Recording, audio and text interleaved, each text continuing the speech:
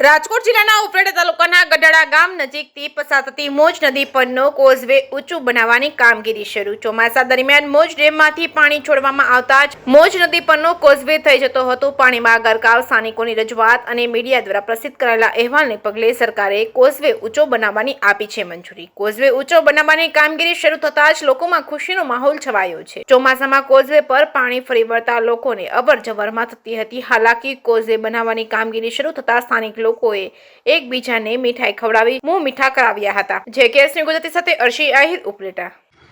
મારું નામ છે વિક્રમભાઈ નારાયણભાઈ વાંગોડિયા, ગામ કેરાળા, તાલુકો ઉપલેટા.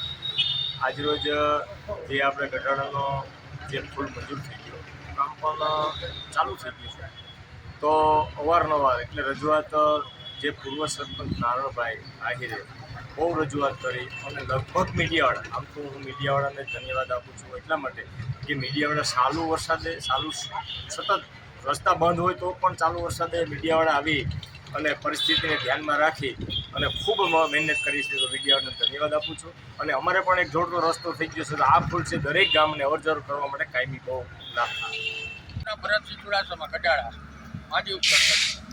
આ અમારા ગઢડા ગામમાં પુલ બનાવવા માટે અમારે મીડિયા અને નારાયણભાઈનું ખૂબ ખૂબ અભિનંદન આપીએ છીએ, કારણ કે આ 4 વર્ષથી આ પુલ માટે અમે અખબારોમાં અને સરકારને ખૂબ ખૂબ વાત કરેલી, છતાંય કોઈ જવાબ આપતું નથી. પણ મીડિયાએ અને અખબારોએ આ કામ અમારું કરી દીધું અને અમારા નારાયણભાઈને ખૂબ ખૂબ એના માટે અભિનંદન આપવા જોઈએ. હું ગઢડા ગામનો રહેવાસી મકવાણા શામજીભાઈ ઝીણાભાઈ મારું નામ છે. અમે આજે સતત 4-5 વર્ષથી આ રજૂઆત કરવા કહી હતી. અમે આ પુલની નવા પુલની રજૂઆત કરી હતી.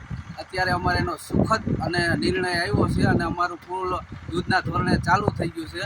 અને મીડિયાના માધ્યમથી અમે આ 4 વર્ષથી આ પ્રતિક્રિયા આપતા હતા મીડિયાના માધ્યમથી. મીડિયાએ અમારું બહુ સારું કામ કર્યું છે અને મીડિયાએ છે સરકાર સુધી આ વાત પહોંચાડી છે અને સરકારે આ વાત ધ્યાનમાં લઈ અને અમારો નવો પુલ અત્યારે મંજૂર કર્યો છે અને યુદ્ધના ધોરણે કામ પણ ચાલુ કર્યું છે.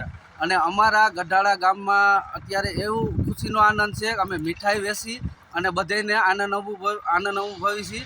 અને અમારા પૂર્વ સરપંચ નારાયણભાઈ આહિર છે, તેમને બહુ જ આમાં ખાસ ધ્યાન આપ્યું છે. ત્યાં આગળ જતાં અમારા આ સુખદ પરિણામ આવ્યું છે.